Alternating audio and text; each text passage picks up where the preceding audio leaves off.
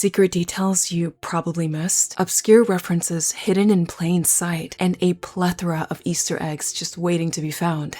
Episode 3 was the highlight of Life is Strange for me. Not only did this episode make me fall even deeper in love with Max and Chloe's story, it's packed with some of the most brilliant discoveries in the entire game. And trust me, episodes 1 and 2 were just the tip of the iceberg. If you're new here, welcome. My name is Moon, and I make analysis videos for fans who love these games as much as I do. This is part 3 of my Life is Strange series, where we explore the hidden layers and mysteries of Arcadia Bay. Feel free to check out the first 2 parts if you haven't already. This video contains spoilers for season 1 of Life is Strange, so consider this your warning. With that being said, let's take a closer look at Chaos Theory's most hidden references, some of the most clever foreshadowing in the entire series, and the subtle nuances that make this episode unforgettable. Details that might just reshape how you view the story. Let's get into it.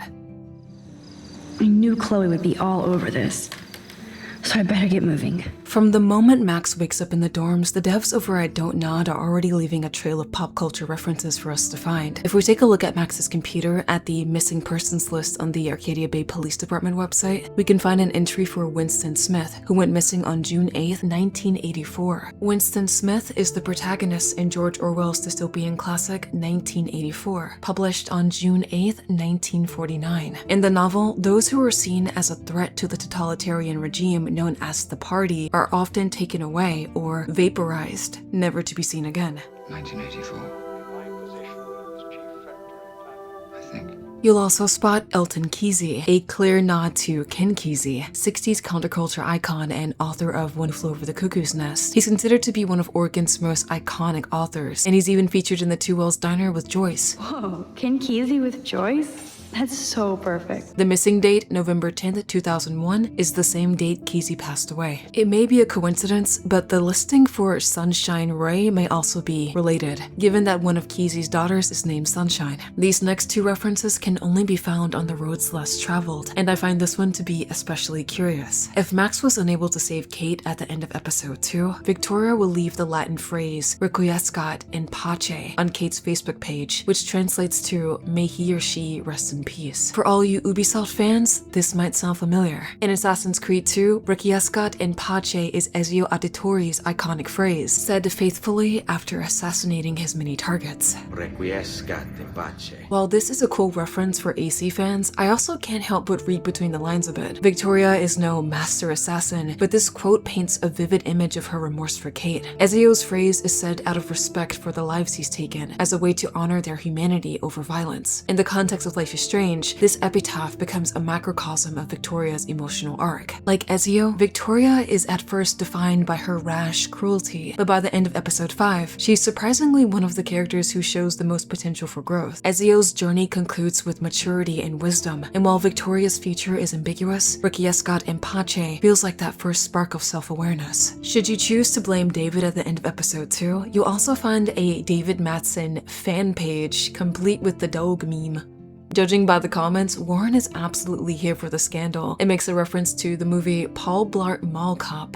2009. Blame Jefferson, and a support Mr. Jefferson page that was definitely not made by Victoria will be there instead. Let's talk about Kate's bunny. Alice is a comforting presence after episode 2, but she also happens to be the cutest Easter egg in the entire game. Her name alludes to the popular children's novel Alice's Adventures in Wonderland, where a young girl follows a white rabbit into a strange and surreal world. It's a subtle reference, but especially fitting for Kate, who wants to be a children's book illustrator. Max has an entire tray of carrots for this bunny, by the way. And if you didn't know, bunnies need leafy greens. Too many carrots are way too sugary for these little guys. Come on, Max, we don't need another Lisa situation. It's no secret that Life is Strange fans love their theories, and I adore reading them. But over the years, I've come across some really wild takes, and the bloody wall theory earns a spot toward the top of the list. If you reported Nathan to Principal Wells, he retaliates by vandalizing Max's photo wall in episode 2. By episode 3, the graffiti is still there, but something isn't quite right. It starts bright red, then turns brown a day later. Since blood dries and darkens over time, some fans believe Nathan didn't just vandalize the wall with red paint. This theory is especially creepy when you consider how fascinated Nathan seems to be with animal death and torture in his photography. Gross. Another detail that changes based on Kate's fate in episode 2 is the writing on Max's room slate. If Kate survived, you'll find the first stanza to William Blake's The Tiger. This poem explores the idea that, in some way, all living things reflect their creator. In other words, if a tiger is both beautiful and deadly, what does that make God? If Kate died, this stanza is replaced by a quote from Jack Kerouac's The Dharma Bombs. The full quote reads, "Are we fallen angels who don't want to believe that nothing is nothing, and so we're born to lose our loved ones and dear friends one by one, and finally our own life to see it proved," meaning that although it is something we try to avoid, death and the loss of those we love is inevitable. This quote hits hard when you realize that Max nearly loses both Kate and Chloe in the span of 2 days. When looking at the Vortex Club party poster in the dorm hall, Max says, I bet you'll party like it's 1999. Assholes. This is a pretty direct reference to the Prince classic 1999, a song about partying through the apocalypse, refusing to fear Judgment Day. Fitting. I know we just talked about Victoria's character development, but that doesn't mean she can't be petty in the meantime. For players who chose to leave Victoria a message with the photos in her dorm room back in episode 1, she'll respond by stealing Max's cookies. My cookies? Victoria stole my cookies. Now I can't take them back because she'll know I did it. Victoria's a cookie monster. And if you went all in and took the photo of her covered in paint, she'll steal that too. Victoria must have her own power if she found time to steal this from my room. Good job. The most obscure reference in the entire game is trash, literally. Victoria's secret.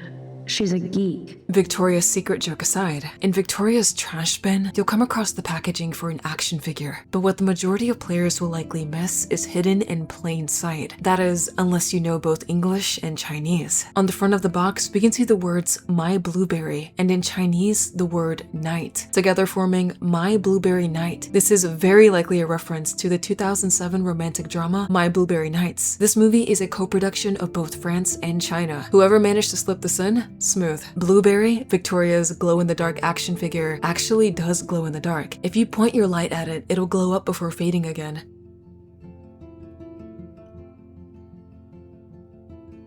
The devs didn't have to do this at all, and I love so much that they did. So cool. On Victoria's laundry receipt, the name of the employee at Arcadia Bay Cleaners is Amelia Pond. In Doctor Who, Amelia Pond was the Doctor's companion in seasons 5 through 7. This is a super sweet reference for my fellow Whovians, but there's also a hidden parallel. At the end of Amelia's story, her husband Rory is exiled to the past by forces beyond their control, and just like Max, she's willing to go back in time to be with the one she loves, no matter the consequences. It'll be fine.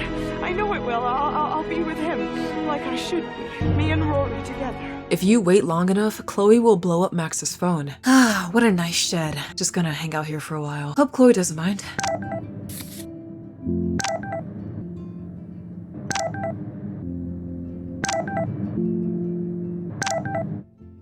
I think we can all agree that Chloe's jump scare is one of Pricefield's most iconic moments, but depending on what ending you got in episode 2, this playful scene can take on a much darker tone. If Kate didn't survive, Max is really shaken up and Chloe actually regrets doing it. Booyah!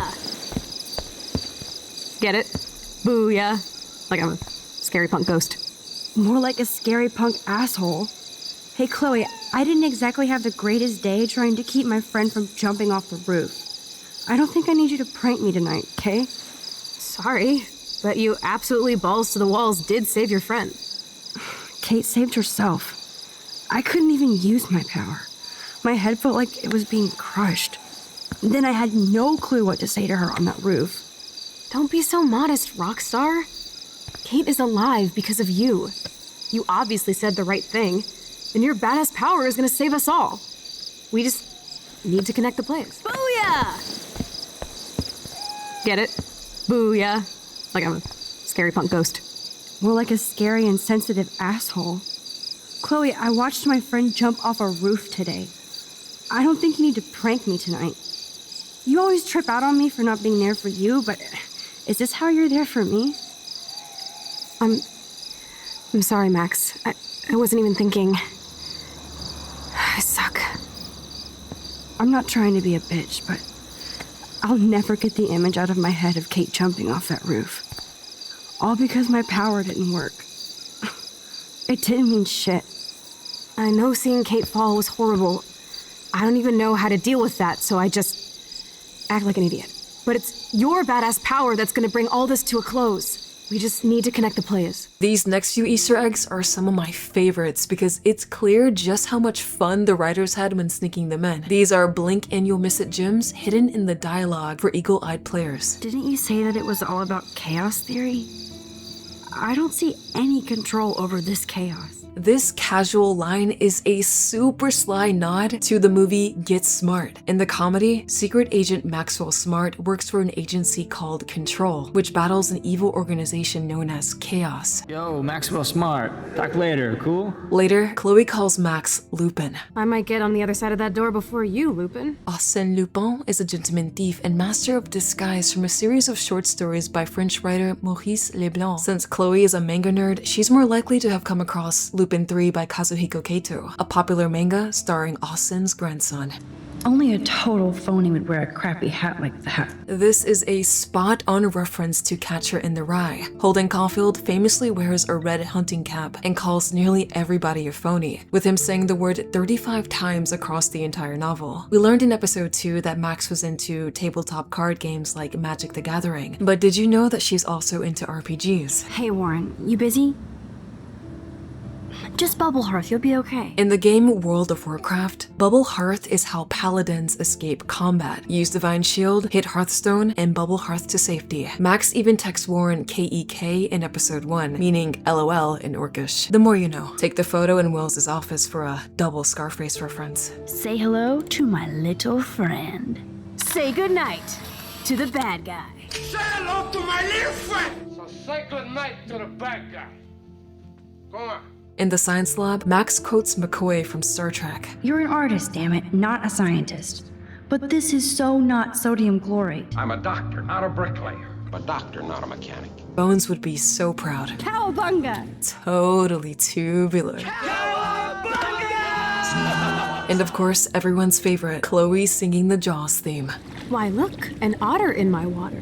Dun dun dun dun dun dun dun dun. Max complains, but I think she secretly loves it. Just when I thought it was safe to go back in the water. If you opt to buy a soda instead of going full raccoon, Max will drop the Clash of the Titans meme.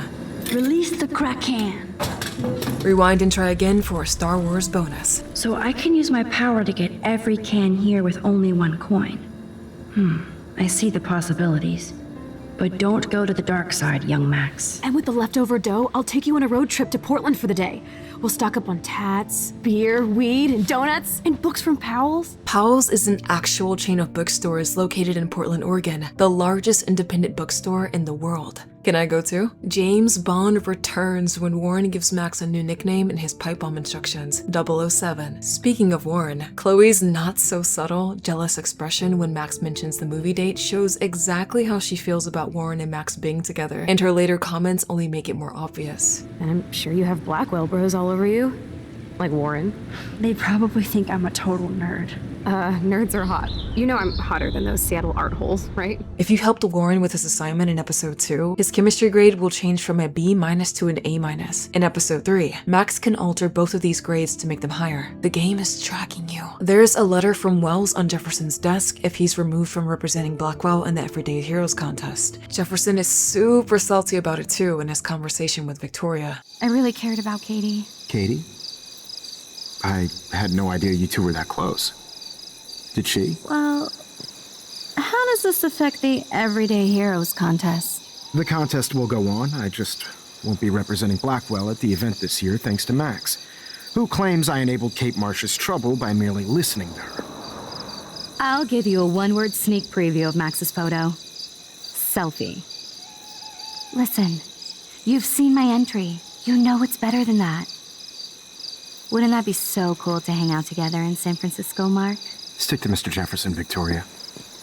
I won't be going to San Francisco, remember? We can find a tribute to Vincent van Gogh's famous painting in the science lab, Head of a Skeleton with a Burning Cigarette. While Van Gogh was studying at the Royal Academy of Fine Arts, skeletons were often used to understand human anatomy. He later commented on how useless and boring the classes were, with this painting being in defiance of conservative teaching. In other words, this is 1886 rebellion sitting in a high school science lab. The devs knew exactly what they were doing. Daniel's entry for the Everyday Heroes contest isn't just some random NPC. This is a drawing of illustrator Gary Yamra's Palma, an actual developer working at their desk at Dontnod. Edward Kaplan, former concept artist for Life is Strange, has been known to draw sketches of his coworkers. When sneaking out of the dorm earlier in the episode, Max will come across Principal Wells, who is absolutely zooted. If his slurred speech wasn't enough of a giveaway, the whiskey bottle on the steps definitely is. There's a hidden second bottle in Wells' office cabinet, which pretty much confirms that he's been drinking on the job. Chloe also mentions this in episode 1. The principal?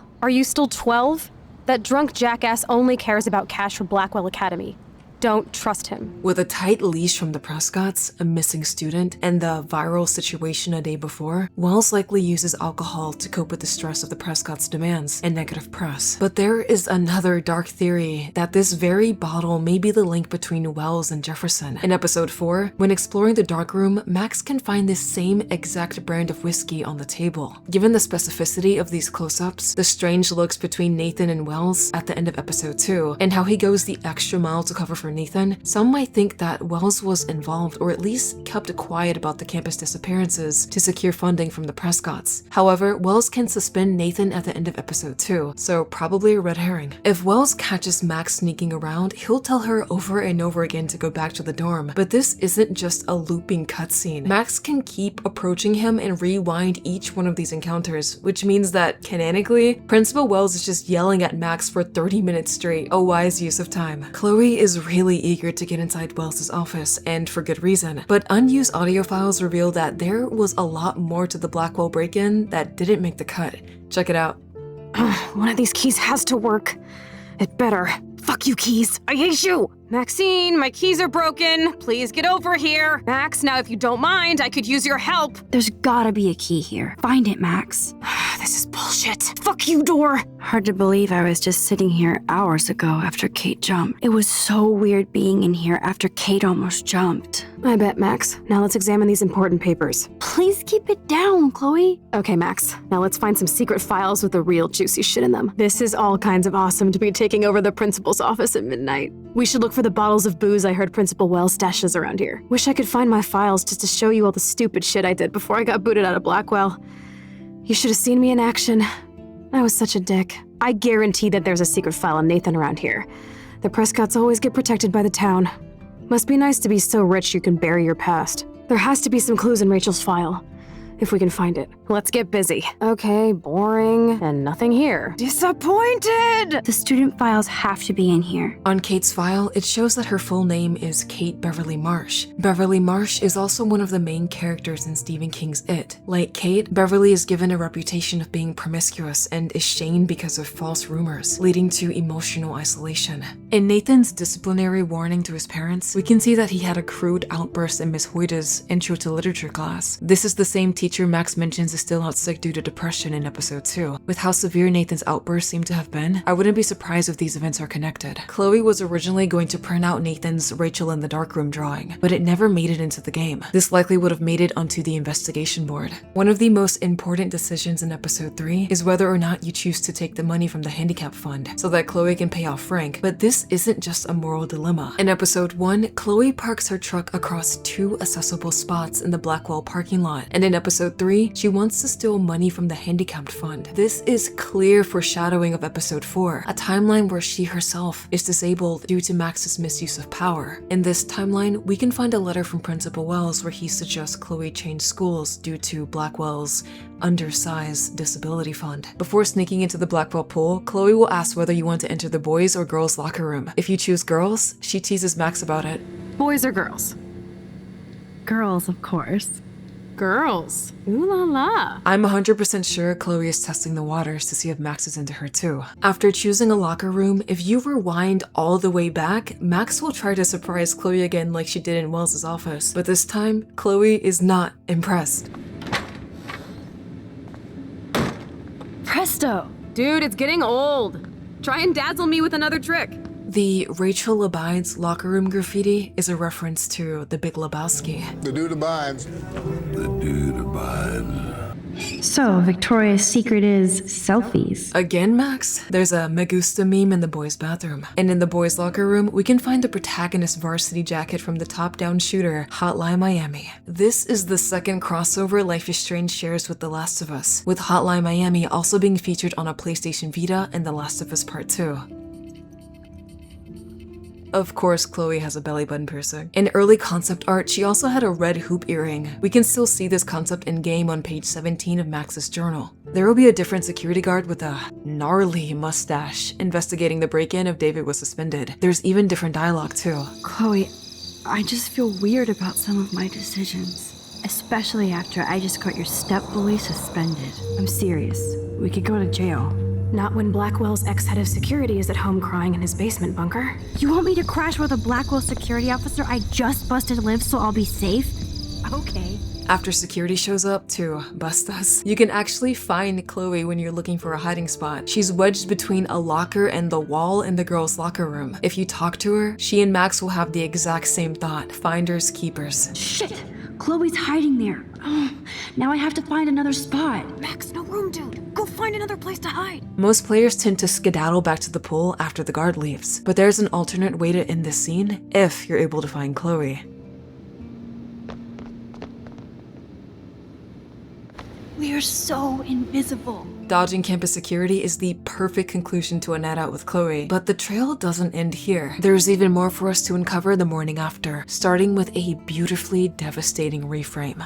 When Max wakes up in Chloe's room, Chloe puts on Lua by Bright Eyes. Some believe that the lyric, "We might die from medication, but we sure killed all the pain," subtly foreshadows episode 4, Chloe's heartbreaking request and the impossible decision Max is forced to make, accept or refuse. On Chloe's desk, the book Mystic Weather Supernatural Sciences by Dr. J. Carswell is a reference to Dr. Julian Carswell in the 1957 British horror film Night of the Demon. The film explores the conflict between science and the supernatural. Survival depends on accepting the terrifying truth of reality. Chloe's lock screen can change depending on your relationship with her. By default, it's a picture of Chloe and Rachel, but if you've made certain choices, Chloe will switch it to Max, and Max notices. If it's her on Chloe's phone, she's really happy to be an important part of Chloe's life again, but if it's not, she's really disappointed and compares herself to Rachel. I thought Chloe might put up a pic of me instead.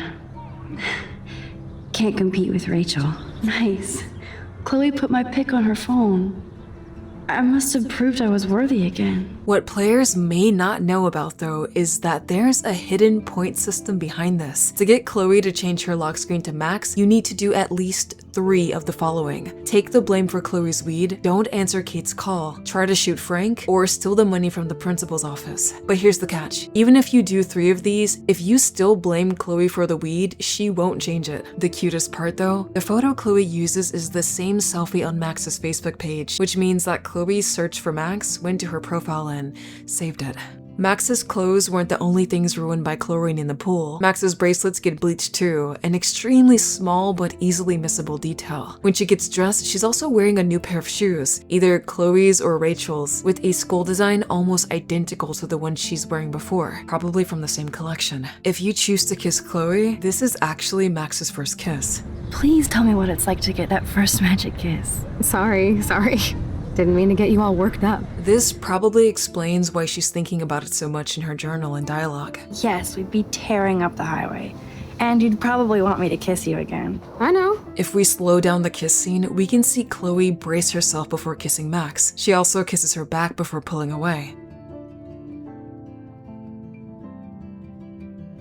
Remember the blue jay that Max can save in episode 1? It shows up again in the bathroom in episode 3. Some people associate the blue jay with Rachel or Chloe, rewinding multiple times to save it, and Rachel's turquoise feather earring makes this totally plausible. But I've always wondered if it's also pointing to David. In symbolism, blue jays are associated with awareness and honesty, fierce protectors and messengers of truth. They're said to show up when someone is in denial of reality, a reminder to stay alert, pay attention, and trust your instincts. Here's the strange part. When taking the mirror selfie, the blue jay is in the background, but it's completely invisible in the actual photo, just like the doe in episode 2. Maybe it's a spirit, or just out of frame. The bird Joyce tells Max to get rid of, that's a western meadowlark, and in symbolism, often linked to loyalty and friendship. It might be a coincidence, but both of these birds show up right before the confrontation with David. Where do your loyalties lie? If David is suspended, the confrontation in episode 3 is a lot more heated. He even gets into another argument with Joyce. David, you back already? That's what happens when you lose your job as head of Blackwell Security. What happened? What you would expect to happen in this PC college bullshit age. Principal takes the words of lying stoned students over a veteran and law professional. Again? This isn't the first time you've gotten in trouble there.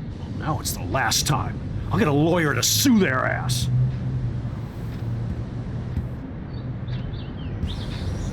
Figures you'd be here. Is that your Rachel Amber Halloween costume? You know more about her than me. No. You and Chloe think you know more than anybody. Like all teenagers. Leave Max alone, David. I can't believe you got fired. No. Of course I can believe you got fired. Did you threaten some poor student with a stockade? He threatens them with surveillance cameras, so he can spy on everybody. Like he spies on all of us here. Speaking of David, Madsen's character design very closely resembles this forensic composite sketch from season 1 of The X-Files. You can hear rumbles of thunder in Chloe's backyard, signifying the impending storm.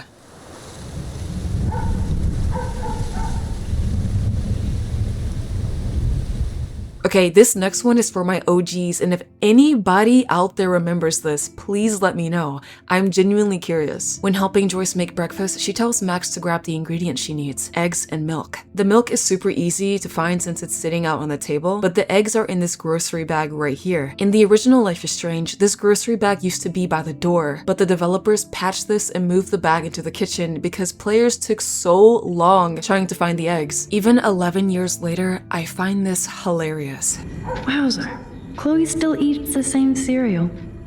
So do I. So do Sean and Daniel. Squeaking Axe must be pretty good. I try it. Max might be ambidextrous. In episode 2, at the diner, she eats breakfast with her fork in her left hand and her knife in the right. In episode 3, she uses opposite hands. For those curious, Chloe is confirmed to be left-handed. If we take a closer look at Joyce's photo album, we can see past photos of David and Joyce, and also Chloe and Rachel.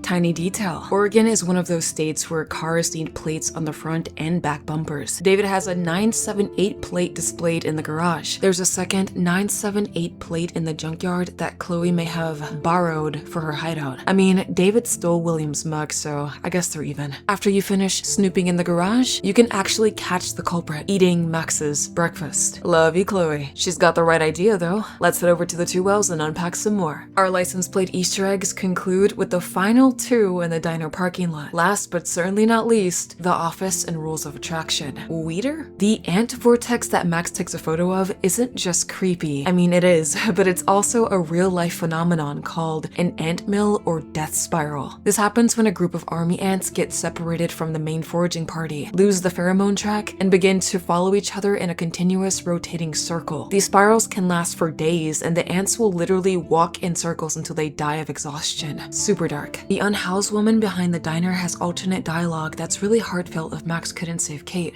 I tried to save her. I swear I did. Oh, honey. That was her choice, not yours. Don't you carry that weight. I was able to actually talk her down from the roof. That was you?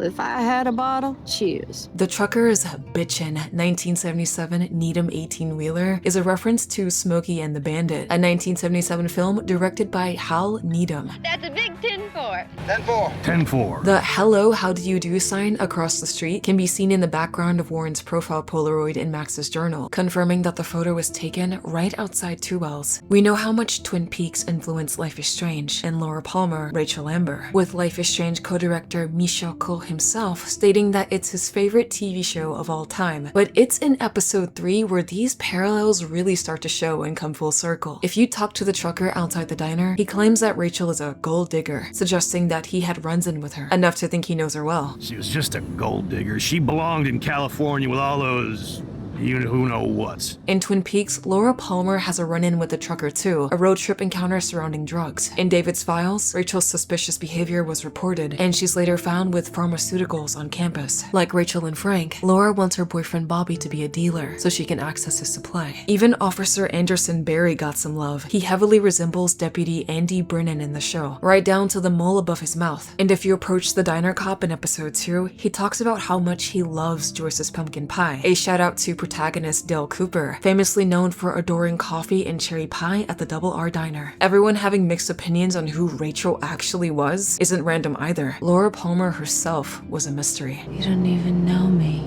There are things about me. Even Donna doesn't know me. After discovering who everyone was on the Fishing Wall of Fame in episode 2 Secrets, I've been trying to figure out who was on the bottom left here since I was able to name everyone but that person. Then I realized that Andy is not an Easter egg, it's a younger Officer Barry. Lived in details. The trucker outside the diner can also be seen having breakfast in episode 2. In the restroom, the Fire Walk With Me Easter egg from episode 2 is now scratched out, but the 7th sign from the Hopi prophecy is on the stall wall instead, an ancient forewarning about environmental destruction. The middle stall graffiti is different depending on if Kate survived. You should have jumped, asswipe. Maybe we all did. The fisherman outside the diner looks exactly like Detective Stephen Holder from The Killing. He's not alone though. Christopher Moltisanti from The Sopranos just had to stop by. If you look at the news interview on the TV inside the diner, the meteorologist's name is Dr. Hedora, just like the smog monster from the 11th Godzilla series movie, Godzilla vs. Hedora. Nathan's dialogue in the diner changes based on the final decision in episode 2. If you blame him, he's a lot more aggressive towards Max. Oh look, Max Amber. Nice outfit. By the way, thanks for getting me fucking expelled, you twee bitch. You're lucky this is a public place. Considering we're in a public diner with a police officer right over there, you shouldn't advertise your rage, Prescott. Oh yeah? You shouldn't have bitch snitched on me to that fucked up principal. Oh look, Max Amber. Nice outfit. Looks like ass on you. Sure hope you're not following me. You're in enough trouble after you got David fired. Considering we're in a public diner with a police officer right over there, you shouldn't advertise your rage, Prescott. No worries, cause you're the one trying to fake it till you make it. At least you were smart enough to keep your big mouth shut in the principal's office. Oh look, Max Amber. Is that your punk rock girl outfit? That was classic watching you turn on your everyday hero Jefferson yesterday. After Max steals the RV keys, Chloe calls her the amazing Spider Max. The person driving the truck splashed Alyssa on purpose.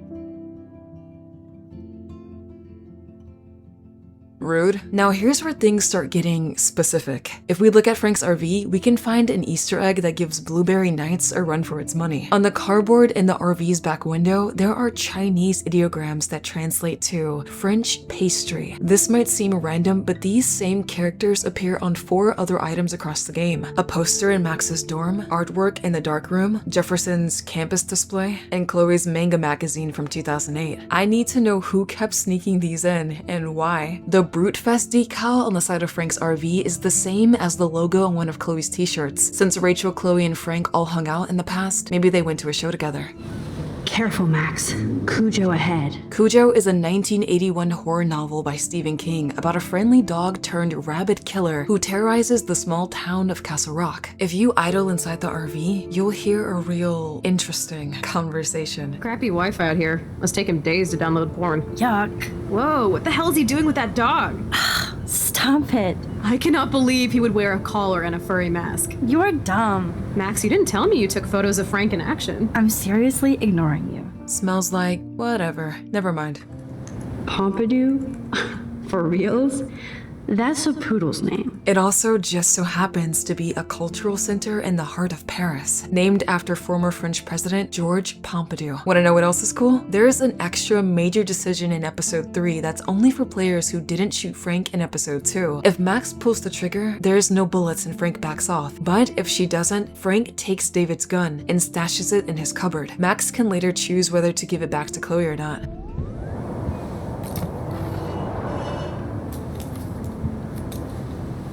I have a terrible present for you. Ugh, an ounce of dank bud? Oh, you so rule, Max. Thank you. I feel so much better now. You better bring it back to David right away. Yeah, sure. I'm on it.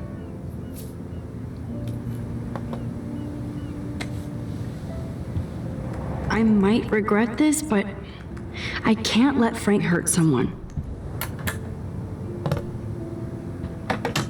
I might regret this, but I can't let Chloe hurt someone.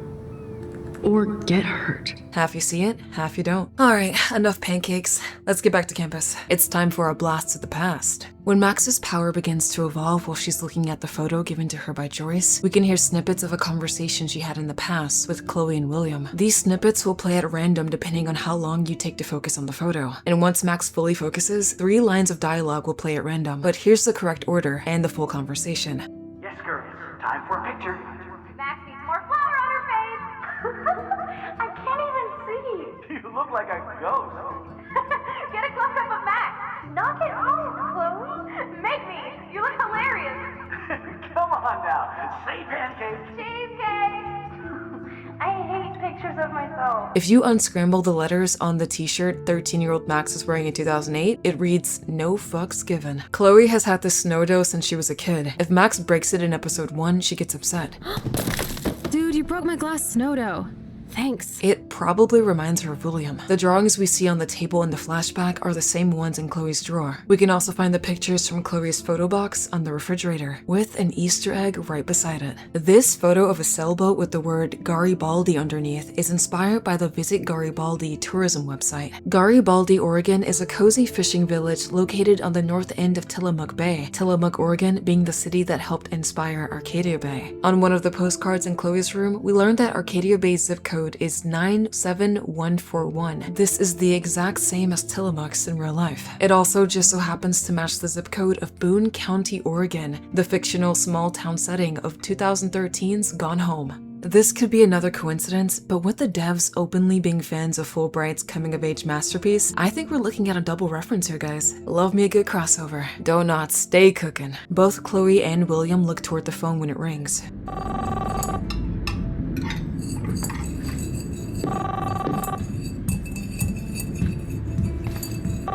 Hello? Hey, honey. Just making a fabulous breakfast with Chloe and Max. We're all going to work at the Two Whales. What? Oh, I didn't know you had to get groceries. Of course I'll come pick you up. Now I'll have an excuse to get a mocha. Be there shortly. And no Chloe and Max wine tasting session. Dad! William is directly referring to Max's childhood memory of her and Chloe sneaking Joyce's wine. Max mentions this in episode 1. Hey, I remember that stain. Chloe and I knocked over Joyce's wine bottle and we scrubbed forever, but it never came out. We got so busted. And she still remembers it in Life is Strange Double Exposure. This reminds me of...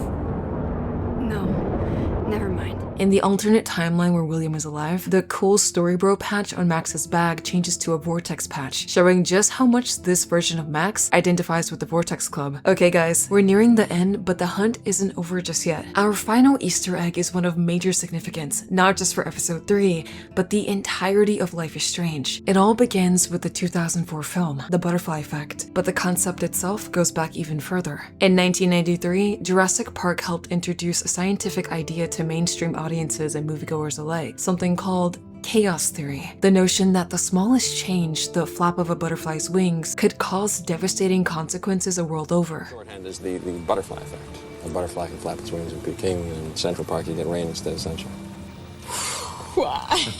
The butterfly effect takes that idea that seemingly small actions can have major unforeseen consequences and makes it the backbone of its narrative. And that's just one of many parallels. Just like Max Caulfield, Evan Treborn moves away from his hometown at just 13 years old, leaving behind his childhood best friend and first love, Kaylee. 7 years later, Evan discovers that he has the power to chronoskim. When he reads from his teen journals, he can travel back in time and redo his past. But every time he does, his choices drastically alter the present, fracturing present-day reality in his wake, especially once he discovers that Kaylee, after being reunited together for the first time since childhood, has had an awful life and suffers an early death, causing Evan to do everything he can to save her and give her a better future, at any cost. And it doesn't stop here. Similar to Max's own abilities, Evan suffers from headaches, unconsciousness, and nosebleeds when overusing his power. Whenever he alters the past, a photo montage very similar to Max's time stream sequences shows old memories memories being overwritten in the timeline.